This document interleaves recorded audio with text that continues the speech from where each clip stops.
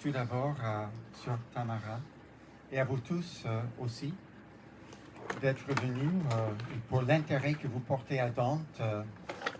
Vous avez raison.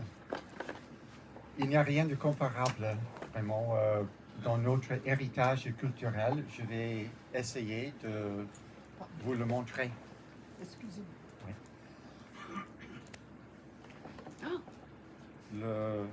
Le chemin est long. Commençons. Je vous propose alors aujourd'hui pas vraiment une introduction générique pédagogique à la Divine Comédie, mais je vais vous expliquer comment je l'interprète, ma manière de lire la Divine Comédie comme une guide spirituelle sur le chemin de la vie. Et l'interprétation est vraiment le mot-clé. Qu'est-ce qu'on entend dans ce mot interprétation? Il y a la racine de prêter. Nous nous prêtons au poème pour que le poème, en retour, prête à nous notre compréhension de nous-mêmes.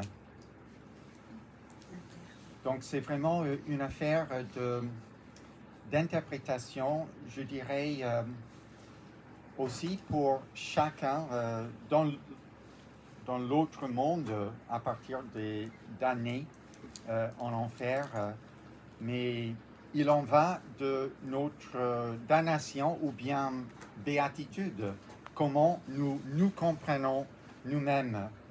C'est l'interprétation vraiment qui va déterminer cela. Est-ce qu'on se comprend d'une manière conforme au jugement de Dieu, ou est-ce qu'on a sa propre idée de ce qu'on est? On va voir que pour les damnés, c'est comme ça. Non, ils veulent insister sur leur propre interprétation de ce qu'ils sont, en refusant le jugement de Dieu. Je pense que s'ils pouvaient simplement admettre d'être ce qu'ils sont, en réalité, ils ne seraient pas damnés. Donc, c'est vraiment cette démarche de l'interprétation qui est décisive. Ça, je ne sais pas pourquoi cet écran revient. Ça, c'est le début de ma propre recherche sur la Divine Comédie, Dante's Interpretive Journey. Donc, c'est un voyage dans l'interprétation. Déjà, pour chaque personne vivante, mais pour Dante, de manière particulière, il nous amène sur ce voyage d'interprétation en tant que lecteur. Et donc, ici, dans ce livre, c'est une interprétation de la Divine Comédie. En même temps, c'est une théorie de l'interprétation, ce qui s'appelle l'herméneutique. Non? De Hermès, le dieu messager qui apporte du ciel les révélations des dieux. L'herméneutique, c'est la science d'interpréter et l'art d'interpréter les textes déjà, mais aussi l'existence. Il y a une herméneutique de l'existence. Donc, ce sont des philosophes comme Heidegger, Gadamer, Paul Ricoeur en français, qui ont développé cette philosophie de l'interprétation qui m'a donné aussi les clés pour interpréter la Divine Comédie de ma manière. Il y a aussi une herméneutique de la Bible, non, une science de comment interpréter la Bible. Je lis la Divine Comédie comme une continuation de la révélation biblique. Le poème catalyse un événement de révélation de vérité opéré par Dieu ou par l'inconnu. C'est pas chaque lecteur forcément de la Divine Comédie qui va croire en Dieu, au moins au début. Mais il y a une révélation de vérité qui est opérée dans l'âme de chaque lecteur par les procédures de la poésie que je vais essayer de commencer d'exposer ici. La poésie, c'est une création humaine, on est d'accord, mais ça peut devenir un instrument employé par l'Esprit Saint pour effectuer... Ça c'est l'intelligence artificielle que je ne sais absolument pas comment... C'est l'herméneutique de l'Internet. Exactement, oui, voilà. Mais c'est un exemple que nous ne maîtrisons pas. Voilà.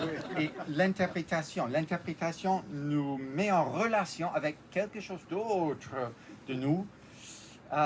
C'est là qu'il y a cet espace de la révélation. Donc,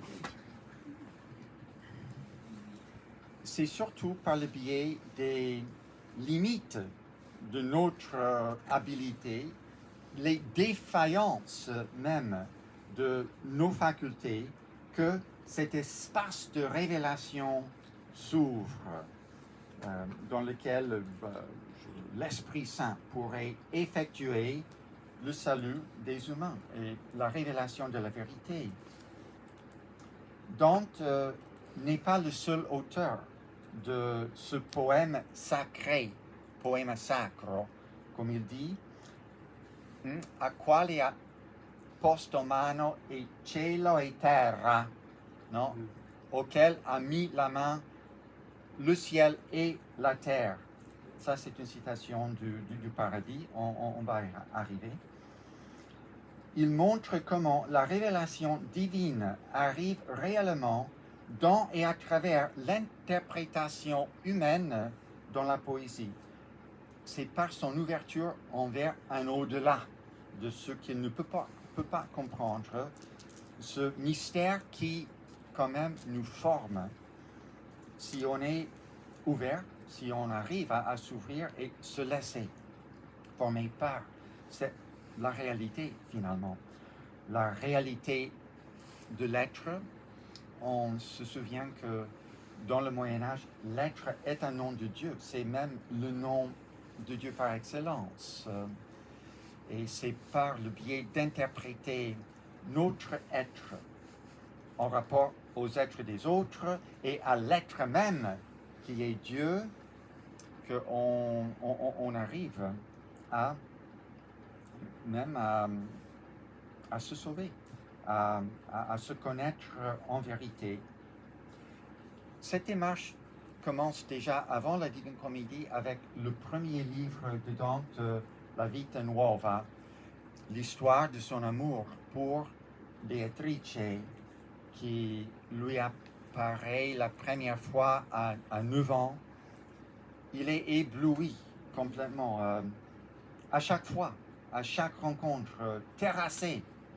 C'est vraiment, il se défait devant cette présence qui pour lui est une révélation de la divinité. C'est vraiment Béatrice qui transmet à Dante cette expérience du divin, de la transcendance. Oui. Et ce que je releverai en passant de la Vita Nuova, c'est comment cette inspiration théologique de la transcendance va de pair avec la démarche de la poésie, de la technique artistique et avec la réflexion, la autoréflexivité de Dante. Il découvre ça. C'est vraiment déjà frayer le chemin de la modernité. Parfois, on pourrait dire c'est Descartes, non? Je pense donc que je suis qui est le commencement de la philosophie moderne. C'est Hegel qui lui donne un peu ce statut. Mais on peut remonter beaucoup plus loin, non? À Dante, c'est encore 2 siècles. déjà cette démarche de l'autoréflexivité qui marque le destin de notre culture moderne, jusqu'au narcissisme qu'on a, on est plein dedans. Mais l'autoréflexivité peut être aussi une manière, une révélation de ce qui est au-delà du soi. On voit soi-même et ses limites et on est en relation avec l'au-delà. C'est comme ça que Dante découvre cette autoréflexivité déjà depuis la vita nuova, non, la vie nouvelle. C'est déjà la vie en Christ pour lui qui lui est transmise par cette rencontre avec Béatrice. Mais toute la Divine Comédie consiste en des rencontres humaines. C'est comme ça que le divin est découvert, dans les rencontres humaines. C'est vraiment le lieu de la révélation théologique dans ce poème. Donc l'enfer. Non, aujourd'hui, c'est l'enfer. C'est une analyse théologique de notre existence humaine sous le biais du mal ou du péché. Si vous voulez comprendre en profondeur ce qui se passe aujourd'hui, tel que nous le rapportent quotidiennement les informations, alors vous n'avez qu'à lire l'enfer de Dante. Notre condition humaine, dans toute sa dégradation morale et ses conséquences tragiques, y est peinte avec une lucidité impitoyable. L'enfer de Dante est une psychologie du mal. Mais plus que cela, cette condition du mal humain est une révélation. Dante offre bien autre chose que ce qui court dans nos chaînes d'information. Déjà un spectacle qui sont déjà un spectacle d'horreur. La condition humaine est vue et analysée dans la Divine Comédie. Depuis la perspective de sa totalité, il y a un aspect encyclopédique de ce poème qui vraiment comprend toute la culture ancienne, médiévale, jusqu'au jour de Dante, et qui anticipe tout ce qui vient après. Tout poète refait en partie un aspect de la poésie telle qu'elle est révélée dans sa totalité dans la Divine Comédie. Une telle perspective est pratiquement divine, mais évidemment c'est cette seuil entre humain et divin qui est un peu la question. On va se pencher là-dessus pour comprendre comment c'est possible, un peu l'impossible, non, de comprendre humainement le divin ou de faire passer d'un à l'autre, c'est révélation. Et la Divine Comédie est une exploration aussi. C'est pas simplement le spectacle des punitions, c'est une exploration des facultés de la poésie d'interpréter notre vie et de véhiculer la révélation théologique, de devenir révélation. C'est une anatomie de la révélation théologique, tout le poème. Mais ça commence déjà dans l'enfer. On commence alors avec in mezzo del cammin di nostra vita, au milieu du chemin de notre vie. Tout est basé sur la Bible. J'ai dit que c'est une continuation de la révélation biblique, mais actualisée dans la vie d'un sujet. En effet, le premier individu moderne, pleinement conscient de soi. Donc, ce premier vers, déjà, c'est une citation de la Bible. Indimedio dierum meorum vadam ad inferas, vadam ad portas inferi.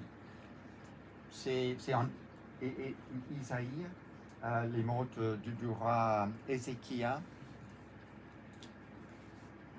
Et Bon. Où est-il maintenant? Voilà, c'est le moment que je veux commencer à vous faire voir les passages. Voilà. Il y a déjà cette citation, Ézéchias qui veut prolonger sa vie. Et c'est octroyé par Dieu dans sa miséricorde. Il y a un deuxième calque biblique, c'est le 90e psaume qui dit les jours de nos vies s'élèvent, les jours de nos années s'élèvent à 70 ans. 80 pour les plus vigoureux. Voilà, ok, oui. Dante n'est pas arrivé à tant que ça. Mais il y a une information qu'il nous donne alors au milieu du chemin de notre vie. Ça veut dire qu'il a 35 ans, non? Le milieu. Il est né 1300. Il est né 1265.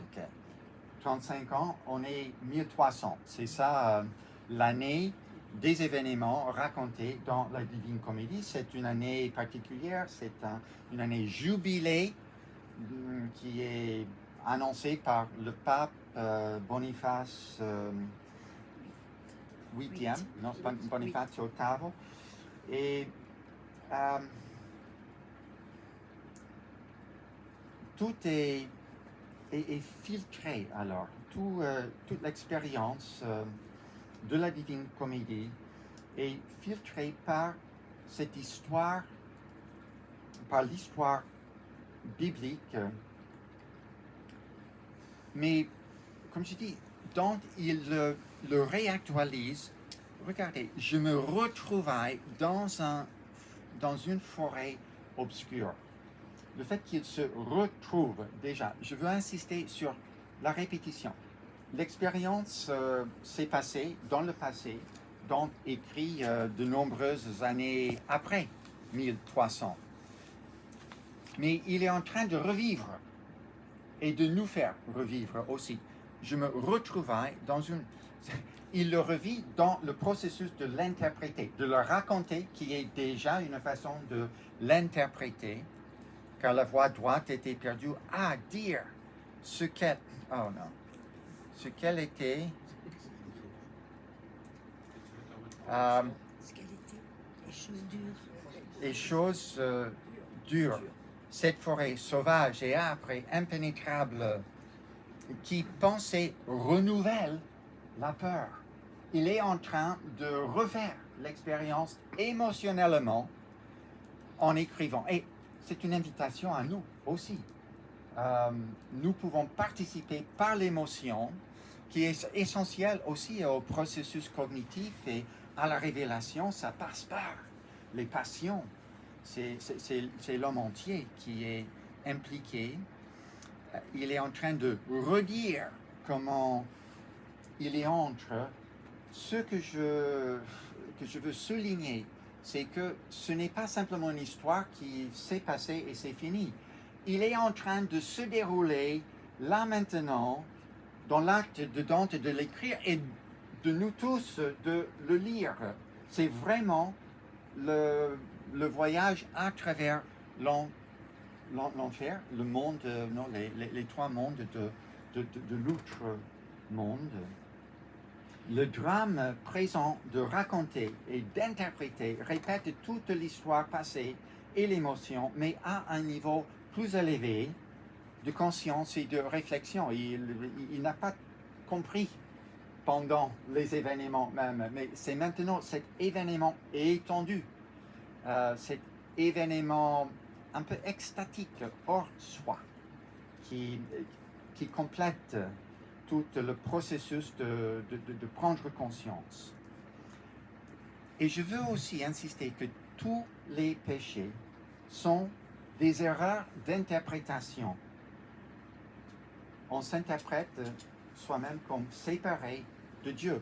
Je pense que je peux le démontrer dans chaque cas. Ils sont nombreux, mais et c'est plus évident dans certains. Je vais me pencher sur deux. Francesca da Rimini et Ugolino, au début et à la fin, pour montrer comment c'est leur façon de s'interpréter qui est leur damnation en ce cas-ci. Donc, la poésie actualise dans un espace de réflexion ou recueillement les mouvements moraux de notre vie.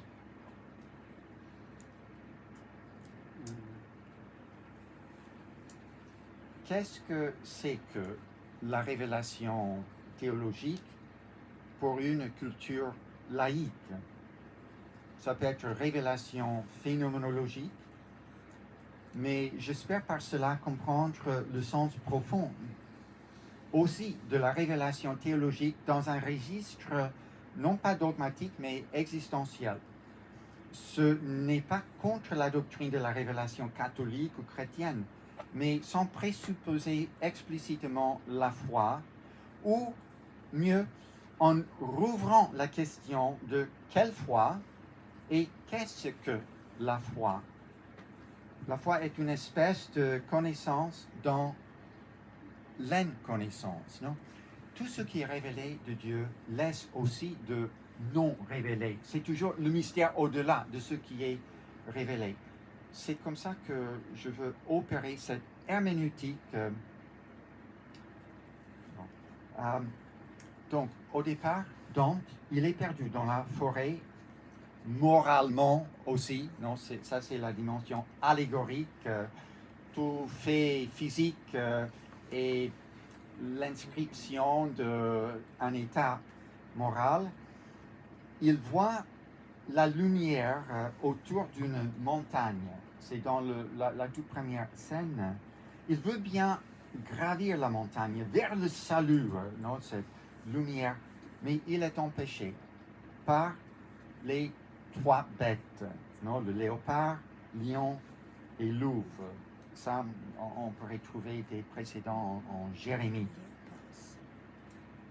Ces bêtes figurent des péchés, probablement la luxure pour le léopard, l'orgueil pour le lion, et la louve, c'est l'avarice. Il est sauvé par Virgile, non? La poésie, la rhétorique, c'est la parola ornata, non? L'éloquence. Virgile est loué en vrai, mais l'éloquence dans le Moyen-Âge, c'est aussi la sagesse. Ce n'est pas simplement un art de la forme des paroles. Il faut le contenu vrai, moral. Et Virgile, il représente tout ça, la raison aussi. C'est ça qui vient au secours. Mais Virgile est envoyé par trois dames dans le ciel. Ça commence avec la Vierge Marie qui parle à Sainte Lucia, patronne de Dante à certains égards, qui va à Béatrice, qui puis descend au limbe où Virgile, en payant virtueux, est présent, et elle envoie Virgile alors au secours de Dante. Et c'est Virgile qui l'accompagne à travers l'enfer et 2/3 du purgatoire aussi. Virgile,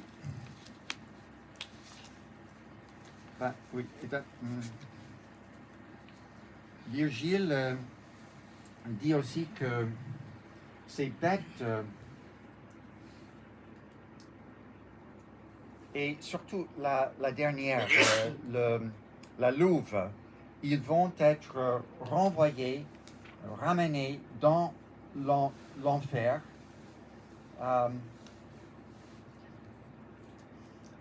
Et Virgile prophétise la venue de ce veltro. Non? C'est là le lévrier. Voilà. C'est une figure poétique aussi. On peut spéculer. Est-ce que c'est Can Grande della Scala? Ça veut dire le grand chien. On pourrait dire, bon, oui, c'est un lévrier. C'était un des patrons de Dante qu'il a reçu à Verona dans son exil. Il lui doit beaucoup. Mais bon, c'est pas satisfaisant sur tous les égards. On pourrait dire Enrico VII de Luxembourg, Henri VII de Luxembourg, qui était l'empereur romain. Dante avait des grands espoirs ou espérances pour que Henri vienne en Italie pour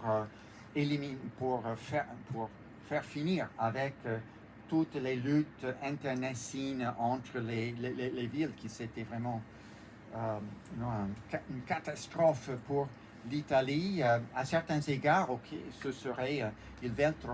Moi, je veux suggérer plutôt quand Dante dit c'est peut-être la prochaine. Voilà, le prophétie, lui, non, en parlant du veltro, ni terre ni argent ne le nourriront, mais sagesse, amour et vertu. Et sa patrie sera entre feltre et feltre. Bon. On pense peut-être à Montefeltro et quoi d'autre. Ça pourrait localiser éventuellement en italien tra feltro et feltro. Ça veut dire en anglais c'est felt. En français c'était c'est une étoffe qu'on utilise avec la non, le feutre, voilà. C'est le feutre. Donc, feutre et feutre, ça c'est le stylo. Non, et l'encre, on utilise le feutre pour l'encre. Moi, je crois que c'est une référence au poème même. C'est le poème qui, en effet, est le sauveur. Mais le poème en tant qu'événement dans la vie de chacun. C'est comme ça que le salut pourrait arriver. C'est vraiment grâce à cette démarche de se comprendre à la lumière divine de la révélation transmise par ce poème. Chaque lecteur le comprend de manière différente, comme le Christ est quelqu'un de personnel pour chacun qui y croit, qui le trouve. Ça, c'est cette interprétation dont je parlais tout à l'heure. Alors,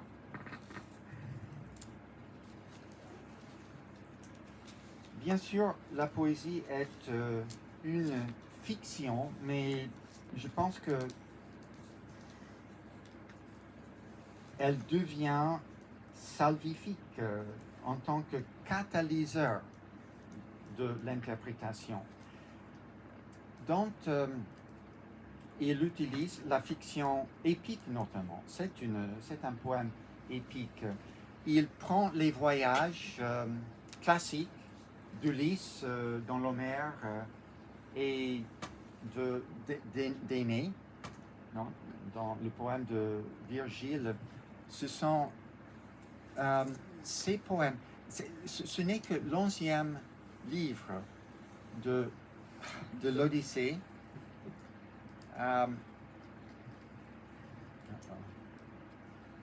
Et c'est le 6e livre. Le 6e livre de l'Énéade qui raconte le voyage des protagonistes à l'outre-monde, pour parler avec les morts Dante prend cet épisode dans l'Odyssée et dans l'Énéade, il l'étend sur toute l'étendue de son poème. Tout est dans l'autre monde, mais il est en train, en effet, de renchérir sur l'épopée classique. Et il met toujours la tradition classique païenne en parallèle avec la Bible. Ce sont deux révélations. En effet, c'est l'Ancien Testament qui est un des précédents. L'autre, c'est la tradition classique. Ce sont les deux révélations avant la révélation définitive chrétienne pour lui. Et là, quand il y a l'invocation, on est dans le deuxième chant, aux muses, aux pensées élevées. Remarquez comment il fusionne presque les déesses, non, l'inspiration divine avec l'intelligence humaine et genio, veramente, alto ingegno. Il communique ici et c'est la mémoire qui écrit déjà. C'est intéressant comment il objectivise l'idée de se rappeler. C'est déjà une façon d'écrire. Les moyens de l'interprétation sont déjà toujours à l'intérieur de l'expérience même. L'expérience est déjà une interprétation. Mais pour ce parallélisme, on voit que Dante, il dit à Virgile, ah bon, est-ce que je suis vraiment, est-ce que je suis assez fort pour ce voyage? Je ne suis ni Énée, ni Paul. Non, c'est Paul qui est allé au troisième des cieux pour une révélation des choses que il est pas licite qu'il soit dite dans la lettre aux Corinthiens. C'est le deuxième lettre aux Corinthiens, chapitre 12. Et Énée, bon, il est allé dans l'autre monde pour voir une révélation de sa descendance jusqu'à l'empereur Auguste pour savoir les raisons historiques de sa mission de s'implanter en Italie, à Rome, en venant de Troie.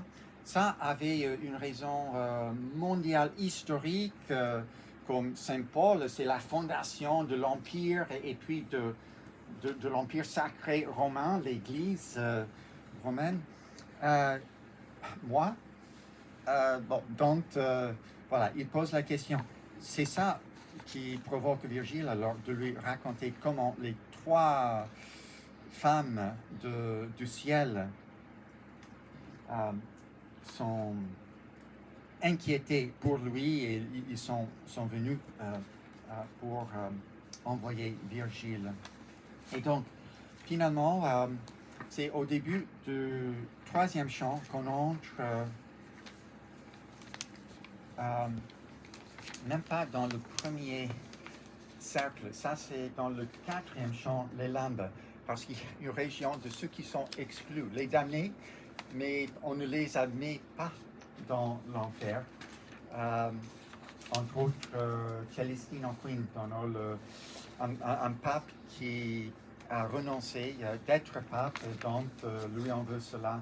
Ils sont les neutres qui ne sont même pas, qui ne méritent même pas d'être dans l'enfer. Ouais. Mais donc, entre quand même dans l'espace, pas le premier cercle, mais l'espace infernal, au début du troisième chant, c'est le portail qui parle directement. Je pense plus loin, parler des poétiques différentes de chaque cantique.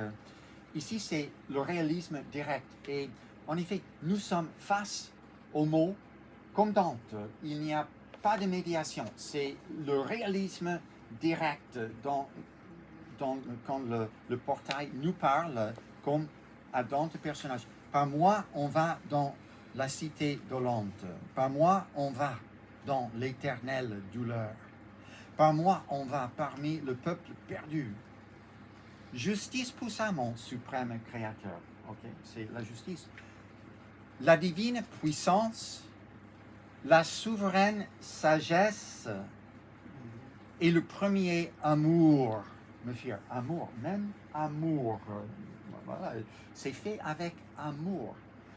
Et c'est la Trinité. Non? Pouvoir, sagesse, amour. C'est vraiment le Dieu trinitaire qui est présent ici. Quand on dit « laissez toute espérance, vous qui entrez », ça semble fataliste, donc rien plus à espérer. Mais en italien, je voudrais le lire aussi d'une autre manière. « Lasciate ogni speranza, voi qui entrate ». C'est aussi que vous qui entrez, vous laissez tout espoir. Okay? C'est parce que vous entrez dans l'enfer que vous perdez l'espoir. Ça ne vient pas de Dieu, vraiment. Mais c'est laisser l'espoir qui vous plonge dans l'enfer. Et leur sens médure, maître, c'est Dante qui le dit à Virgile, déjà ça déclenche la démarche herméneutique. Comment interpréter cela? C'est toujours la question. Et il faut toujours décoder, comprendre le réel. Après l'entrée apocalyptique, ok, ça c'est la fin alors du troisième chant. On a des signes apocalyptiques, non? La terre tremble, il est baigné encore dessous. Ça c'est l'émotion qui toujours, c'est une osmose, l'émotion du protagoniste, ça infecte ou ça influence même l'écrivain. L'écrivain est baigne encore, non? Je suis encore couvert de sueur, il revit. Et c'est là le moment de la révélation. Lumière vermeille, et je tombais comme l'homme pris de sommeil. Est-ce que c'est toute une vision, un rêve, songe, non? On pourrait dire, bon, en tout cas, ça rejoint la littérature des songes révélateurs, ce genre dans le Moyen-Âge.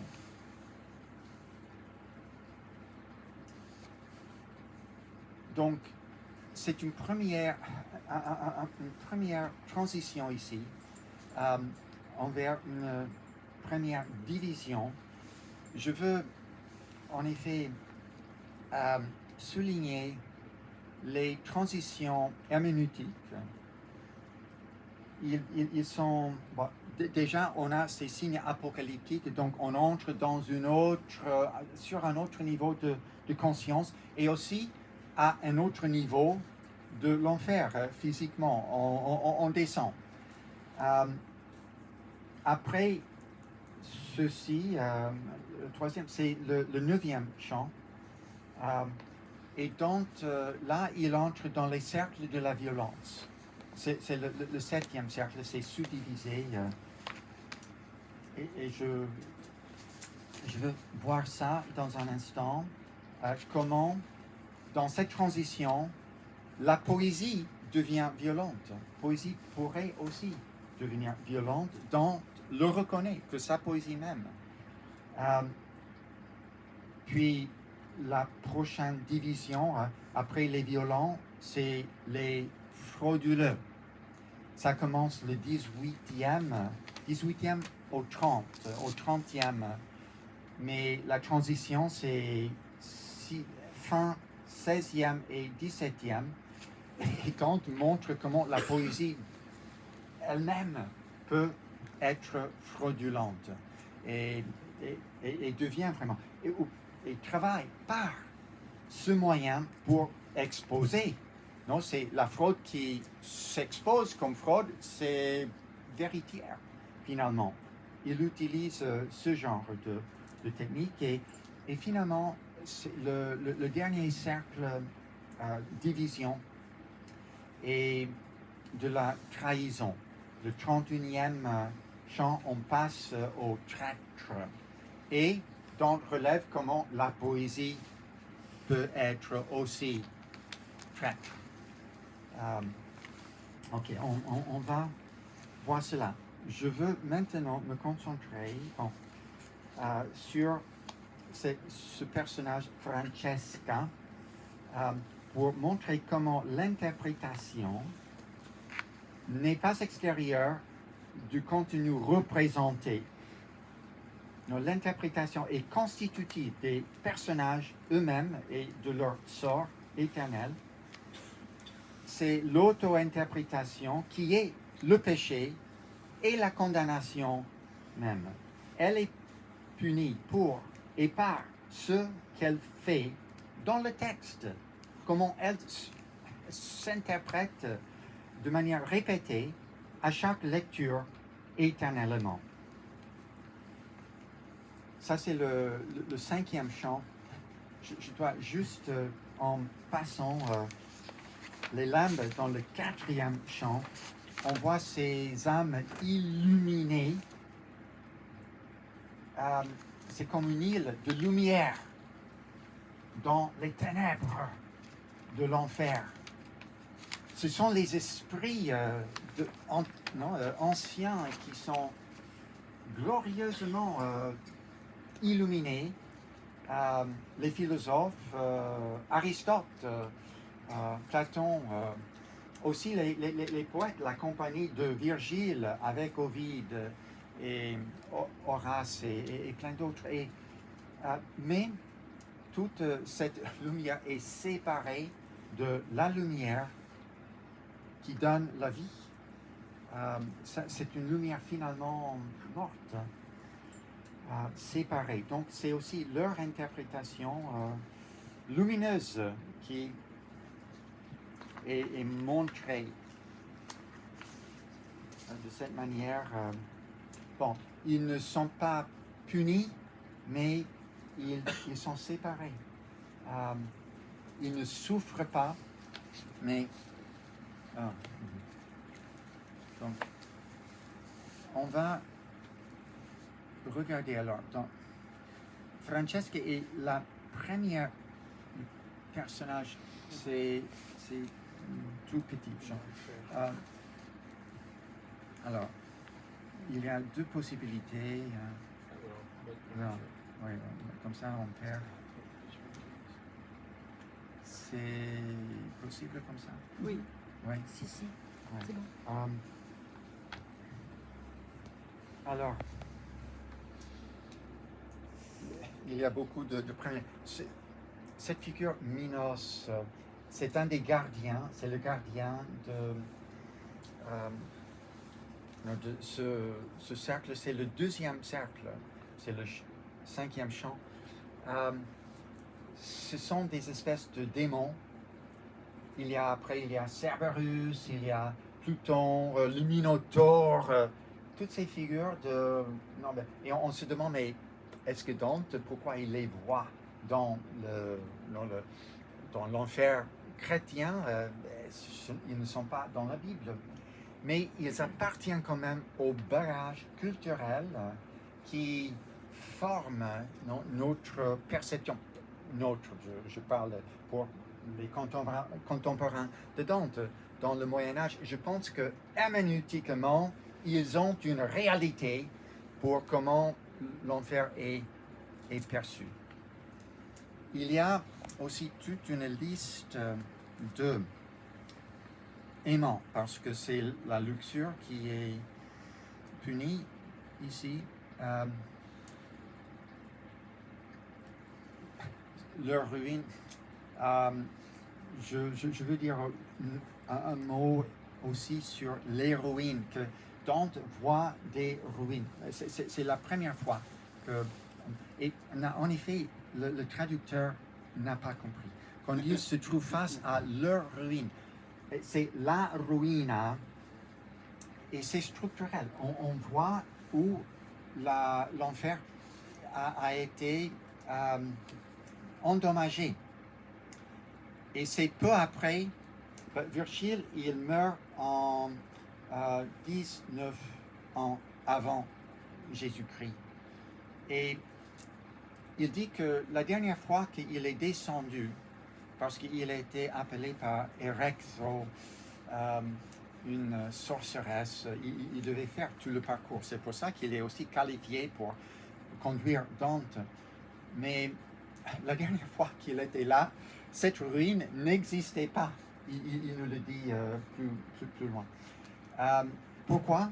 Parce que c'est dans l'an 33 donc, que Christ est descendu au Lambe, le tremblement de terre. On voit les traces qui sont encore là.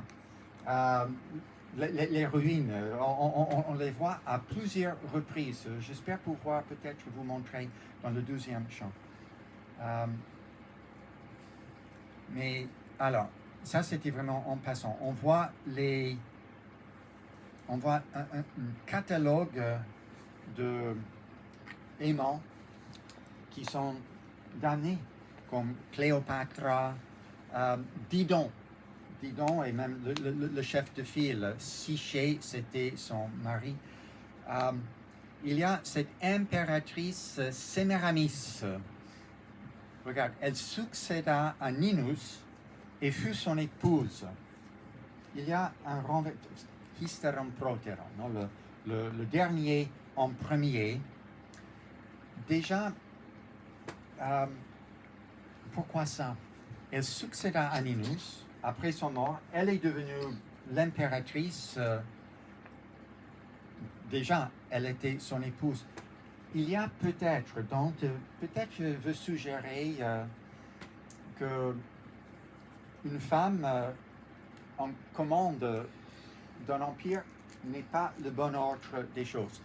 Je dis ça parce que dans ce chant, voilà,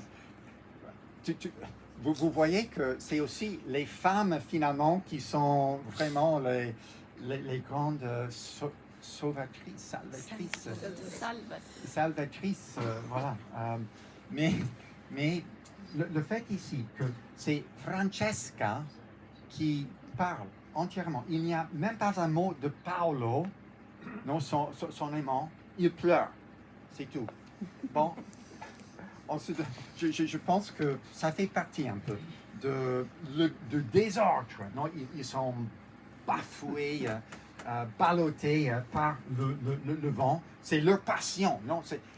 Les punitions sont toujours l'externisation de l'état d'âme, de péché, qui devient alors l'ouragan en forme externe. Donc, on voit tout ce catalogue, c'est toujours l'encyclopédie, catalogue des amants, et on se concentre alors. Il y a aussi Achille, Paris, Tristan, sur Francesca.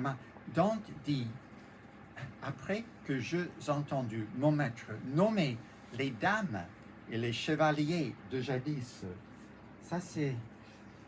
Qu'est-ce qui est la perception de Dante? Personnage.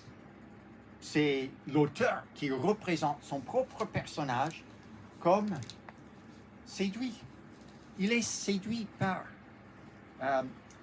surtout par les discours de Francesca qui viennent après. Il a ici un regard romancé, non? Les dames, non? Les donne antiche et cavalieri, c'est ça la phrase fameuse en italien, ça devient le incipit de Ariosto, Orlando Furioso, l'épopée de la Renaissance part d'ici. Mais donc, il ne voit pas des pécheurs, misérables. Ils voient leur noblesse, ok? Les dames antiques et les chevaliers de jadis. Pitié me prit et je fus comme égaré. Pitié. Donc, le personnage s'attribue une émotion, une passion chrétienne, de la compassion. Ok? Voilà. C'est comme ça qu'il s'interprète. Dante est en train, il s'interprète à deux niveaux. C'est déjà le personnage qui s'interprète et c'est l'auteur qui expose les fallacies, non? Les égarements, même les mensonges, non? Les inconsciences en moins du personnage. Dante, il parle, alors, il veut entendre, il est ému, il veut entendre leur histoire. Et Francesca, bon, c'est très courtois tout ce langage, mais ce qui masque un peu la réalité du péché qui est quand même exposé par le lieu où il se trouve. Francesca raconte des images de paix. C'est pas ce qu'elle vit vraiment. Son discours est discordant par rapport à ce qu'on voit concrètement dans cette situation. Elle parle le langage de l'amour courtois. Amour qui si vite enflamme un cœur tendre. Non? Prie celui du beau corps qui m'a été enlevé et la manière me blesse encore. Amour, tu vois, vous voyez cette répétition, c'est une technique poétique. Et c'est pour ça que j'ai dit que Dante est séduit par ce discours. Non? Amour nous conduisit à une même mort. La Caïn attend celui qui nous tua. Caïn, c'était Caïn, non, qui a tué son frère. Il y a 4 divisions parmi ceux qui trahissent. Tu peux trahir ton pays, tu peux trahir tes invités ou tes relations, ou bien c'est les plus grands traîtres de tous sont Judas Iscariote et Brutus et Cassius, non? Qui sont dans les bouches de Satan, tout au fond. Mais Dante, je baissais la tête et latin tant baissé, c'est déjà un geste qui révèle une descente. Il est en train de se submerger dans la sensualité en écoutant Francesca. Il est séduit. Regarde, il parle, voilà, tes martyrs m'attristent et m'apitoient aux larmes. Okay? Il s'attribue toujours ces sentiments de compassion chrétien. Mais dis-moi, au temps des doux soupirs, à quoi et comment amour permis, non? À qui et comment? Il y a une certaine, le rythme d'urgence, il y a une prurience même communiquée dans la langue. Il est excité par ce discours. La langue trahit ce que dans le personnage ne veut pas reconnaître, mais le poète expose comment lui, il est vulnérable à tomber dans le péché. Et en effet, tous les péchés de l'enfer, c'est toujours un miroir pour Dante et pour nous. Non, c'est pas lire. Il faut éviter, je pense, de aliéner tout ce que ça a sa vérité quand c'est rapporté à nous-mêmes et les potentiels qui sont toujours là chez chacun.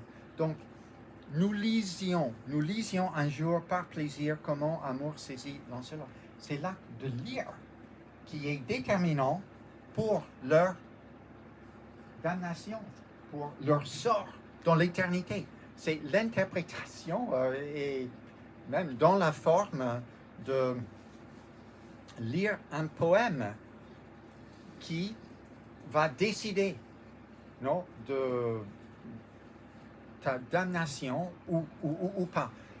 C'est la question qui se pose à chaque lecteur aussi. Comment est-ce que nous allons lire Francesca? On pourrait être séduit par elle. Et dans le 19e siècle, il y a Francesca da Rimini, c'est l'opéra de Puccini, et il y a toute une tradition parmi les romantiques de l'exalter en héroïne. Et elle est extrême, elle est héroïque. À bien des égards, ça n'empêche que le péché a pu ruiner tout et donner. Cet héroïsme devient quelque chose de encore plus grand, mais en négatif. Et donc, c'est quand nous lûmes, c'est en lisant qu'ils sont trahis dans le péché. Galeotte fut le livre et celui qui l'écrivit. C'est le personnage, le go-between entre Guenièvre et Lancelot. Geneviève, oui, ok. Et ce jour-là, nous ne lûmes pas plus avant. Bon, Lycotes, il ne le dit, non, elle ne le dit pas. Pourquoi ils n'ont pas plus lu ce jour-là? Bon, ok. Elle laisse entendre ce qui s'est passé. Et alors, Dante, il entend tout ça. Il défaillit, je défaillis comme si je mourais et je tombais comme un corps mort tombe. Non, pour moi, c'est ça un peu la clé. La lecture que je vous fais commence un peu par la fin. C'est une mort spirituelle dedans, déjà, parce qu'il est tombé dans la sensualité, dans ce péché. Et je pense que, alors, oui, ça pose la question à chacun, comment on lit. Puis, c'est pas qu'il condamne toute sensation, sensibilité. Il est poète de l'amour. Mais bon, oui, les sens et tout à travers le paradis, on va voir, la sensation est glorieuse. Mais bon, il y a aussi, ça pourrait te trahir dans une espèce de péché. Voilà. C'est un premier exemple là, de comment l'interprétation est tellement déterminante. Il y a la transition des cercles où c'est des formes d'incontinence qui sont punies. Après la luxure, il y a la gourmandise. Ça, c'est Ciacco Fiorentino. Ça sonne comme porc. Et il y a l'avarice et la colère. C'est une perte de contrôle de soi-même, incontinence. Ce sont des péchés moins graves. Ils sont dessous, c'est plus grave maintenant, au fur et à mesure qu'on descend. Et on passe un seuil dans le 9e chant, une transition herméneutique des cercles de l'incontinence au cercle de la violence. Ça, c'est plus grave. La procédure de Dante et de sa poésie deviennent aussi violents. Et alors, là, méduse, dans cette transition, entre dans la ville, il voit des mosquées, et maintenant il est dans la cité. Ce n'est plus dehors, mais dans la cité de 10. C'est difficile d'entrer. Les furies ne veulent pas admettre Dante. Virgile, il va essayer de parler avec eux, il ne réussit pas. Ils sont égarés. Comment faire? Et les furies sur les remparts, menaçant Dante de devoir rester là pour toujours. Non, il ne pourrait pas passer à l'intérieur. Il serait bloqué, il serait même pétrifié. C'est la méduse, non, il menace avec « Viens, méduse, nous le ferons de pierre », criait-elle, les furies, toutes regardant en bas. Et bon, le gorgon, c'est la méduse. C'est à ce point-ci que Virgile intervient. Il intervient pas seulement par la parole. Il dit, retourne-toi, c'est Virgile à Dante, et tiens les yeux fermés, car si le gorgon se montre et que tu le vois, jamais tu ne pourras retourner là-haut. Ainsi dit le maître, et lui-même me tourna, et ne se fiant pas à mes mains, avec les siennes aussi, me ferma les yeux. Donc, Virgile, il intervient de force sur Dante.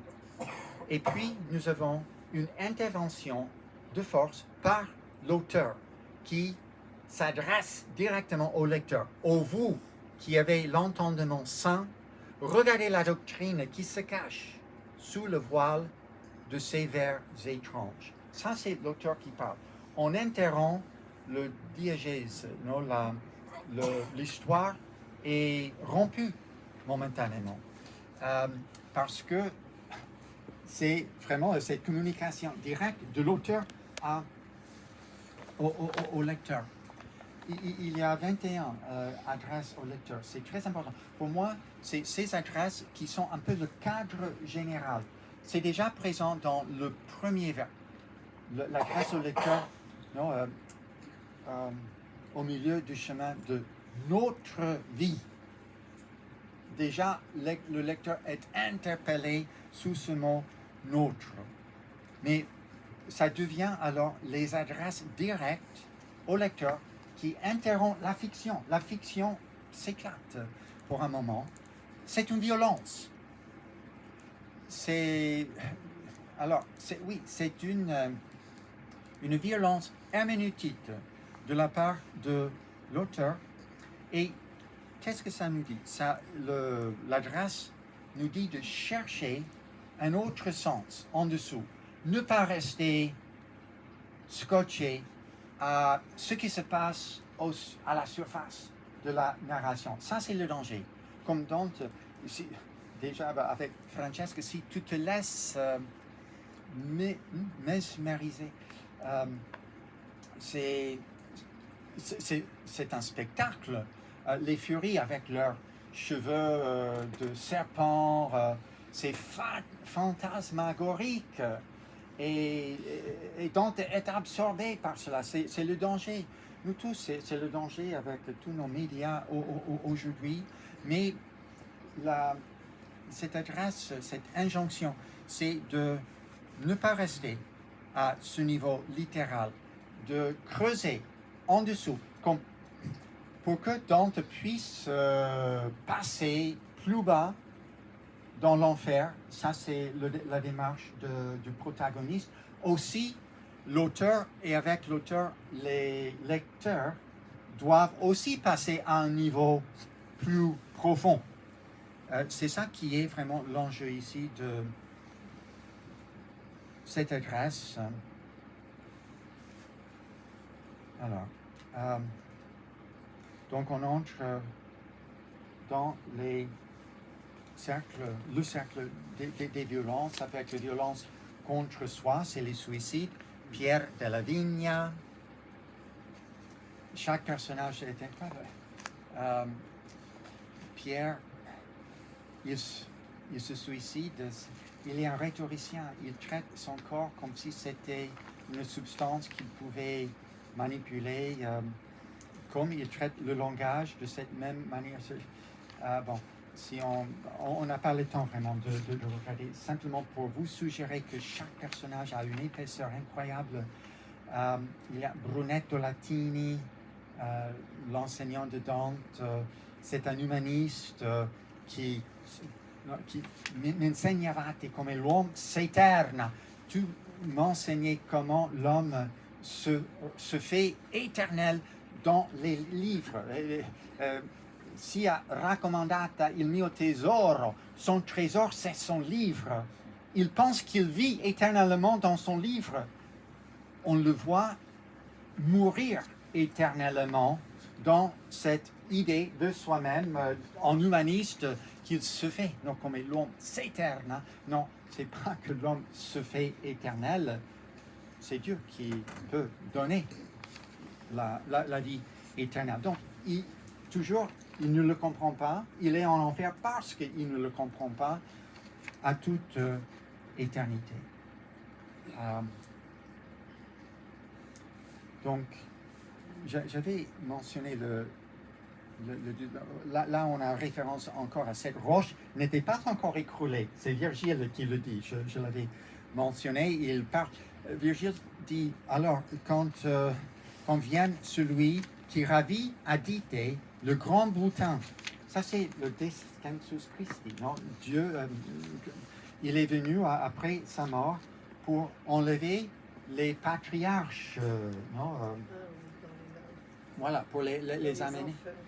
Voilà. Mais on voit ici les limites de la compréhension par Virgile de l'événement du Christ. C'est pas exactement comme un héros ancien qui prend un grand boutin envahissant une ville. Virgile ne comprend pas vraiment. Il interprète l'événement Christ selon le philosophe Empédocle. De toutes parts, la vallée profonde et fétide trembla tant que je pensais que l'univers ressentit l'amour par lequel certains, comme Empédocle, croient que plusieurs fois le monde fut ramené au, je sais pas, au chaos, voilà. Et à ce moment, cette vieille, c'est intéressant que Virgile dit, il y a certains qui croient. Virgile, il sait que peut-être que c'est pas toute la vérité, ok? Il ne l'affirme pas, mais il y a certains qui le croient. Et pourtant, c'est ça un peu la théorie qu'il a, parce qu'il ne comprend pas à fond l'événement du Christ. Quand il est devant Caiaphas et Annas, qui sont entre les hypocrites, il les voit cruciformes sur le chemin. Oui, et alors vidi Virgilio meravigliare, il ne peut pas comprendre. Devant la croix, la raison, avec toute logique philosophique antique, n'a pas les réponses. Ça, vraiment, Virgile, on montre les limites herméneutiques de Virgile, encore qu'il est le guide. Dante se fie complètement, se confie à Virgile. On voit les limites herméneutiques de Dante aussi, comme on a fait dans le 5e chant. Alors, le prochain transition herméneutique, c'est pour aller au cercle de Freud. Et là, c'est Gérion. Gérion, c'est une bête qui va transporter Dante et Virgile 7e au 8e siècle. Il y a une grande... oui, c'est une falaise et canyon. Voilà, il descend. Il nage et il vole tous les deux, mais surtout, il est composé, il est monstrueux, dont le décrit ici à la fin du 16e. Toujours devant ce vrai à face de mensonge. Ça, c'est une description de ce poème, non? Ça a la face de mensonge, de fiction, mais c'est une révélation de vérité. Et donc, c'est ironique, donc il jure la vérité de ce qu'il a vu par les rimes de cette comédie. Lecteur, je te jure. Non, ça c'est la auto-réflexivité. Il se rend compte de l'ironie. Le poème ne peut s'avérer que par ses propres paroles. Et elle expose cette circularité et insuffisance. C'est comme ça, je pense, qu'elle s'ouvre à une autre validation qui doit venir d'ailleurs, de l'au-delà. Bon, Gérion, c'est très élaboré. En effet, on voit ici les... Je soutiens que c'est une image du poème comme aussi une espèce de fraude qui peut devenir révélation de vérité, dont le décrit plein de nœuds et d'ocelles. Bon, ce sont des termes aussi rhétoriques. On est en train de décrire la forme du monstre, jamais avec plus de couleurs, comme couleurs rhétoriques, brocart et broderie. C'est très exotique. Ne furent tissés les draps tartares et turcs, ni par Arachné, mise sur le métier de telle toile. C'est une figure, je pense, pour le texte poétique. Au moins, ça fait partie de ce que Dante présente dans cette figure. Donc, c'est toujours le poème qui se réfléchit sur elle-même. Il y a la descente même à la fin du 17e chant. Bon, je pense que on n'a pas besoin de tous les détails. Dante est pris de peur encore, comme Phaéton, non, quand il est avec le chariot du soleil, il est tombé du soleil, du ciel. C'est ça qui a créé le désert Sahara. Icare aussi, quand ses pignons ont fondu, voilà, ses ailes, il est tombé. Dante, il est encore du nouveau, il a peur, lui, de tomber. Il participe pleinement, aussi en tant qu'auteur. Je voulais, en passant, peut-être mentionner les papes aussi. C'est dans cette section sur la fraude, les malebolge, non, du 18e au 30e.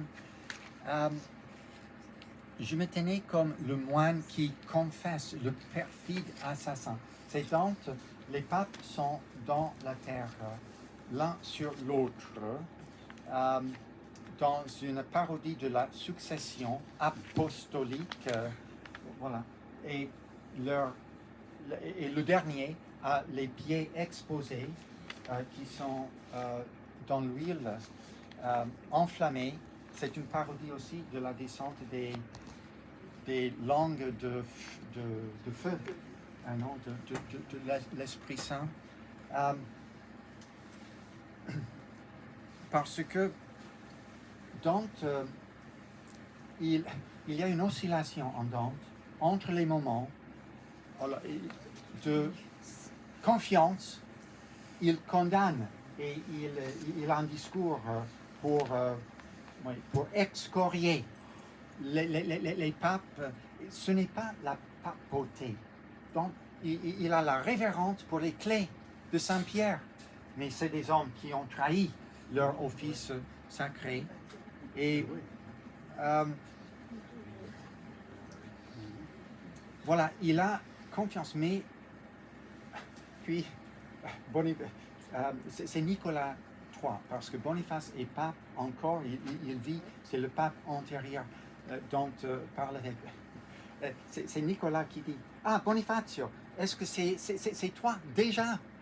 C'est trop tôt, selon, non, tu n'es pas encore mort, il a encore quelques années. Hein. Dante ne sait pas quoi dire. Il y a une oscillation entre les moments de confiance, affirmation et après, mais dans l'enfer, c'est complètement instable. C'est instable, Dante, c'est vraiment fascinant de voir comment, après chaque triomphe de Dante, la dénonciation des hypocrites et de tous, toujours, et après, il est mis en subjection, il est humilié. Voilà. Et aussi tous les moyens de l'interprétation, de l'écriture à la raison,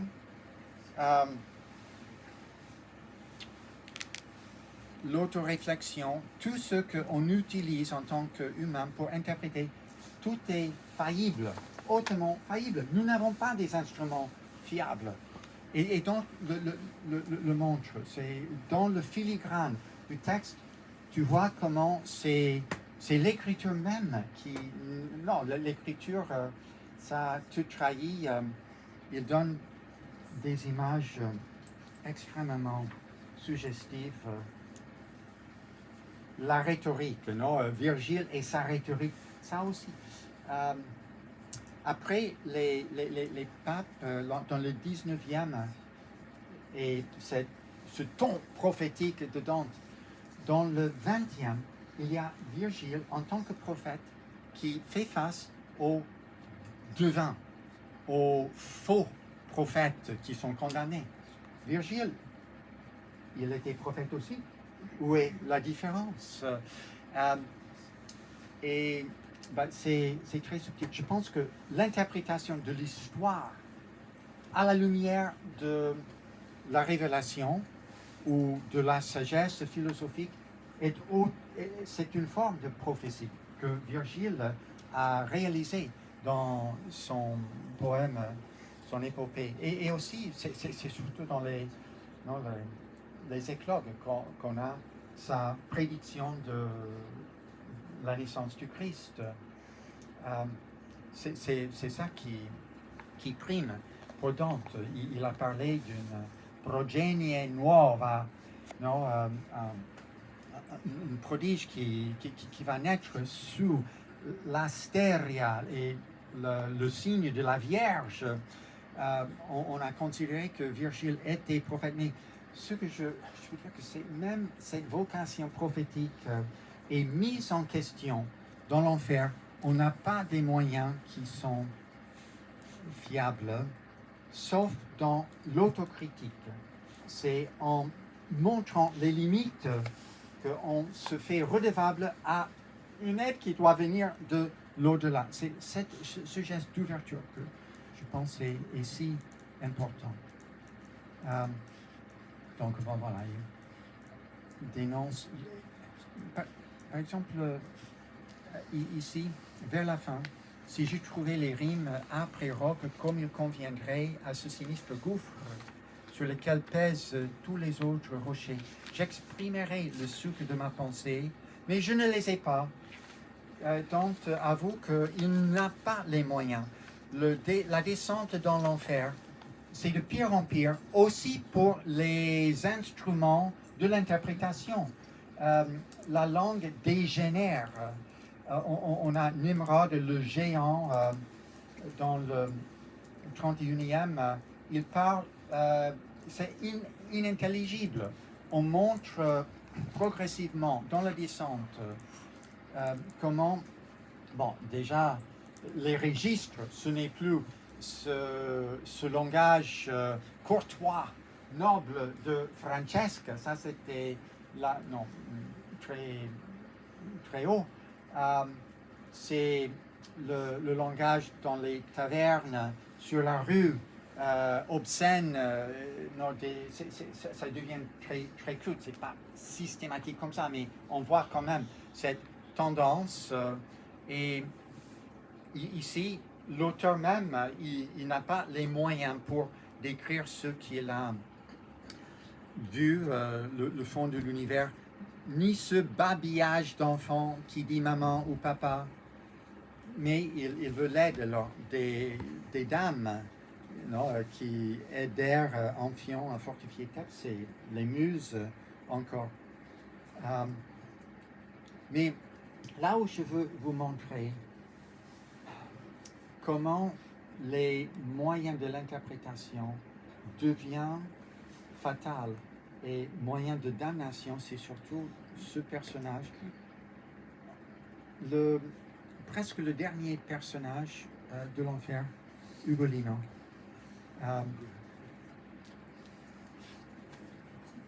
Ugolino, bon, voilà, je voulais mentionner, oui, je voulais mentionner le fait que Dante, à ce niveau profond de l'enfer, il n'est pas seulement observateur, il participe aux punitions. Entre les traîtres, ils sont gelés dans le lac Cocyto. Et déjà, Dante, c'est dit qu'il se miroite ou se miroite en tous. Perché cotando noi ti specchi. C'est un des damnés qui dit ça à Dante. Et en effet, ce sont toujours des miroirs pour Dante, mais c'est juste après Dante a donné un coup de pied à quelqu'un qui crie « Est-ce que vous êtes ici pour vous venger encore de la bataille de Montaperti ?» Guelph et Ghibelline. Et Dante dit « Dis-moi qui vous... » Non, je ne vous dis pas. Et Dante commence à lui tirer les cheveux. En effet, il crie énormément jusqu'à ce qu'un autre damné dit « Mais che diavolo te tortura bocca ?» Ah, ok. Donc, Bocca degli Abati. Il est trahi par un autre, dans la même zone de Cocyto. Il est trahi. Dante connaît le nom. Mais le fait que Dante participe, l'interprétation n'est pas seulement une affaire intellectuelle, il en va aussi de notre engagement pragmatique.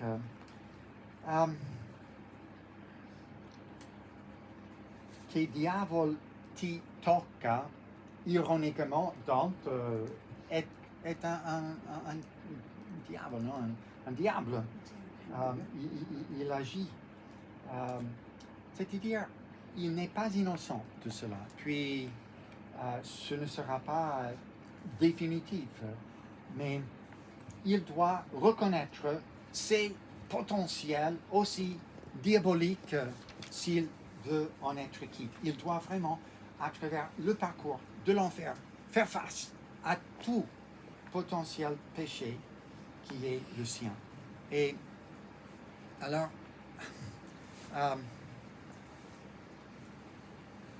Dante, il trahit Frate Alberigo.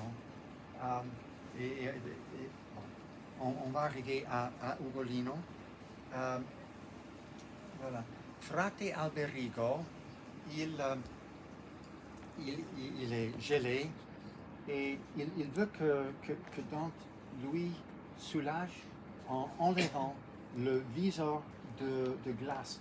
Parce que chaque fois qu'il crie, qu'il piange, non? Qu'il pleure, ça immédiatement c'est gelé. Dante dit oui, d'accord, je le ferai, et sinon que on m'envoie jusqu'au bas de l'enfer. Bon, déjà, il va aller donc et à la fin, quand il a compris qui est Frate Alberigo, il ne le soulage pas. Il dit c'était cortésia d'agir comme ça, mais il trahit en effet. Donc, le trahison, regardons surtout Ugolino maintenant.